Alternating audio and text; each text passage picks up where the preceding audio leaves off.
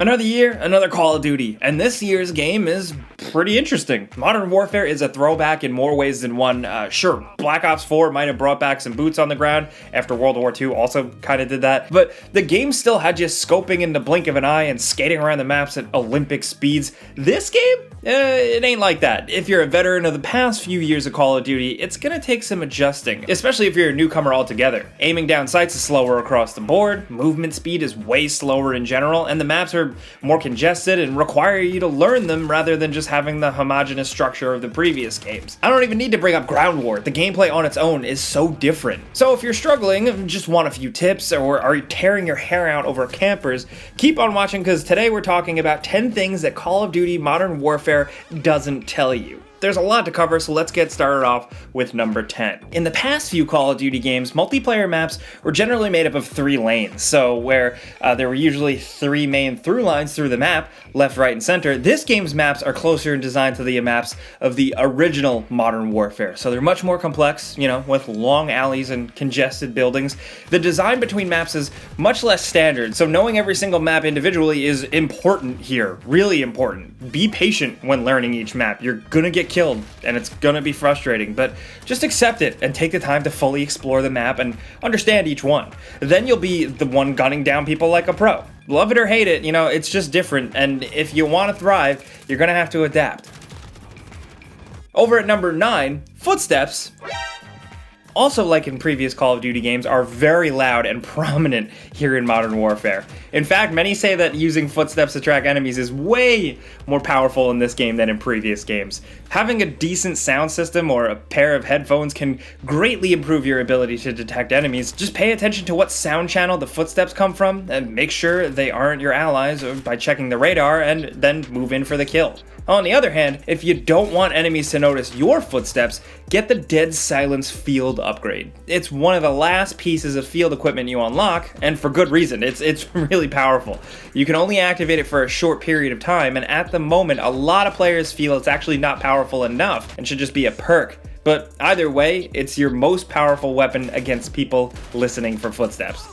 Next at number 8, Tactical Sprint. Press the sprint button twice. It lasts a few seconds and you move much faster than a regular sprint. It takes longer to ADS while it's active, so just be cautious. This is an awesome little addition to multiplayer, but you need to be careful how you use it. Don't run headfirst into a firefight with Tactical Sprint. Your ADS will be way too slow to respond and you'll just get got. Instead, use it to cross long distances that are more likely to be enemy-free or to escape a dangerous situation. Just remember, if you're running away, keep running. Don't dart into one room and then attempt to spin around and shoot. You just won't be fast enough because of the ADS penalty. Get far away and you'll survive to fight another day. Or just get killed somewhere else. That's probably more likely. Next, over at number 7, in previous Call of Duty games, you were often given the option to enable or disable gore effects when starting the campaign. In this game with multiplayer, at least on our end, dismemberment and gore effects were off by default. You actually have to open the options menu and switch to General tab, and then find content filters, then dismemberment and gore effects, and turn that on, if you want things to be more violent. This option isn't shown to you when you first start the game, so you might not even realize it's there. Definitely just be aware of it either way, and you can turn it on and off. Now, next at number 6, turn off motion blur and film grain if you find them annoying, or if you want to just have as much visibility as possible in multiplayer. Now, to do this, go to the main menu, then options, turn off world motion blur, weapon motion blur, and film grain. Personally, I prefer these options on. I'm just more of a graphics person, but if you find them distracting, and that's fair enough, a lot of people do, it's nice that you can very quickly and easily get rid of those effects.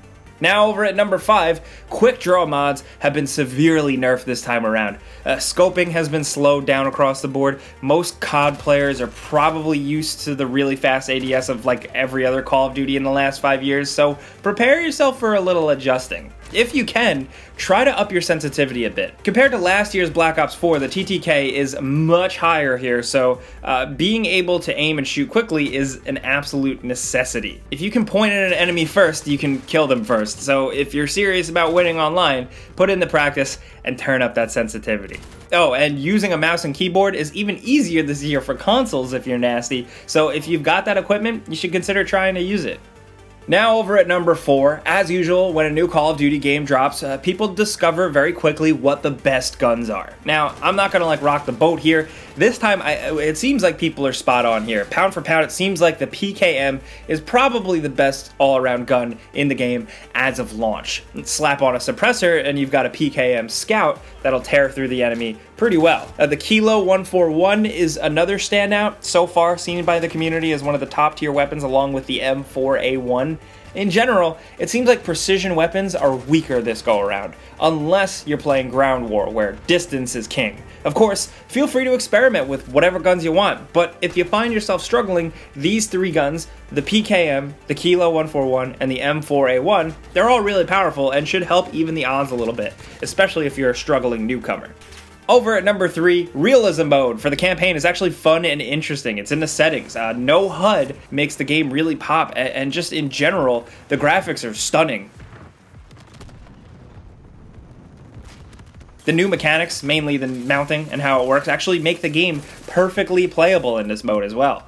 It's actually not as hard as you would think at first blush. If you got a PS4 Pro, an Xbox One X, or a damn good PC, this feels like the way the campaign was meant to be played, and you can really experience that new engine in all of its glory. Now down to number 2, because they ditched that 3-lane structure for the multiplayer maps, camping has become a much more viable strategy for a lot of players we've noticed. I don't think I really need to describe how to be the best camper, just find a good corner and sit there. Personally, I don't think you should do that, that's not as fun. So we got some anti-camper strategies. For your loadout, you'll want anything that can flush them out. Smoke, flashbangs, explosives, anything to clear a room. Don't run in blind if you're taken out by a camper, try an alternate route, and don't immediately start sprinting right as you respawn. Think about where the camper was and what you can do to flank them. Stop me if you've heard this stuff before, but still, we're filling you in. One particular sneaky trick is that you can toss grenades through these wall fans, so if a camper is on the other side, they'll never see it coming.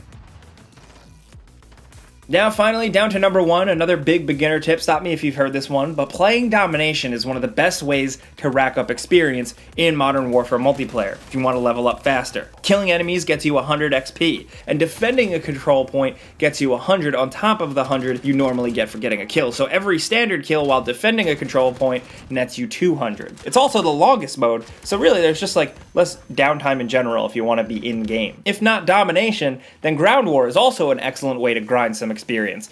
Just jump in a tank and rack up kill streaks to chain a ton of experience. The objective is obviously the name of the game, but don't be afraid to also focus on getting kills because that's where you get more XP. Your team might hate you a little bit, but if you want that sweet XP, that's one of the best ways to get it. But really, good luck out there. These are just some tips and some things the game doesn't quite tell you that we think you guys should know about, but of course, we're not 100% esports experts, so we want to hear from you guys down in the comments if you've got any tips. Be sure to leave them for other players down there. And now, if you enjoyed this video and maybe learned something, clicking the like button is the best way you can help us out. We'd really appreciate that. And if you're new, consider subscribing and hitting that notification bell because we put out new videos every single day. But, as always, thanks for watching. We'll see you guys next time.